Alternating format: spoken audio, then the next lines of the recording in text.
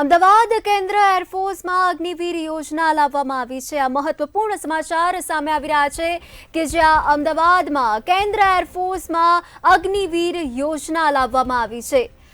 5 વર્ષની ભરતી લાવીને ભાજપે મનોબળ તોડ્યું છે તેવું દોષીનું અને તેમજ જવાનોનું મનોબળ તોડવાનું કામ પણ ભાજપે કર્યું છે। અમદાવાદથી મહત્વપૂર્ણ સમાચાર કે જ્યાં દેશ માટે કામ કરવું છે તેવા યુવાનો જોડાઈ રહ્યા છે।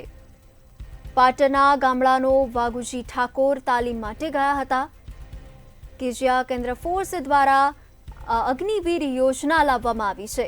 તાલીમ દરમિયાન ઈજા પહોંચતા તાત્કાલિકપણે સારવાર અર્થે ખસેડવામાં આવ્યા હતા। તાલીમ દરમિયાન ગેરહાજર હોવાની પણ નોટિસ પાઠવવામાં આવી હતી। પગ મચકોડાયો તેને દિવ્યાંગ ગણીને અનફિટ જાહેર કરવામાં આવ્યા હતા। ત્યારે અમદાવાદમાં કે હવે પરિવાર ખેતમજૂરી કરીને ગુજરાન ચલાવે છે તેવું મનીષ દોશીનું પણ આ નિવેદન સામે આવ્યું છે। કેન્દ્રની અંદર આર્મ ફોર્સિસની અંદર ખાસ કરીને એરફોર્સની અંદર અગ્નિવીર યોજના લાવવામાં આવી। કેન્દ્ર સરકાર દ્વારા એક નીતિગત નિર્ણય કરીને વર્ષોથી સૈન્ય બળમાં જુદી જુદી ભરતીને બદલે કોન્ટ્રાક્ટ આધારિત એટલે કે 5 વર્ષની મર્યાદાવાળી નવી પદ્ધતિ લાવીને સૈન્યના મનોબળને તોડવાનું કામ કોઈએ કર્યું તો એ ભારતીય જનતા પાર્ટીની કેન્દ્રની મોદી સરકારે કર્યું।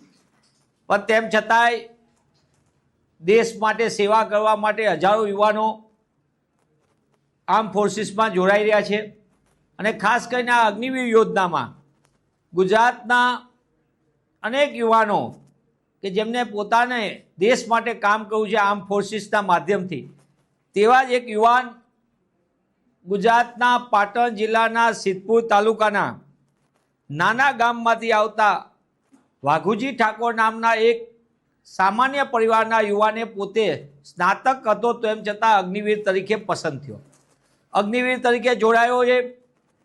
અને વાઘુજી જ્યારે અગ્નિવીરની તાલીમમાં ગયા ત્યારે વાઘુજી ઠાકોરને ફિનિશિંગ લાઇન જ્યારે ક્રોસ કરતા હતા તે સમયે એમનો પગને મચકોરાઈ ગયો।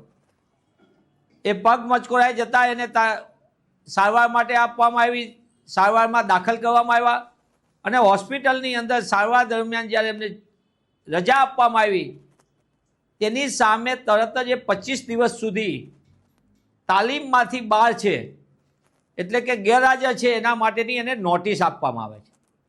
આર્મીના નિયમો છે, આપણને એની સામે કોઈ વાંધો નથી।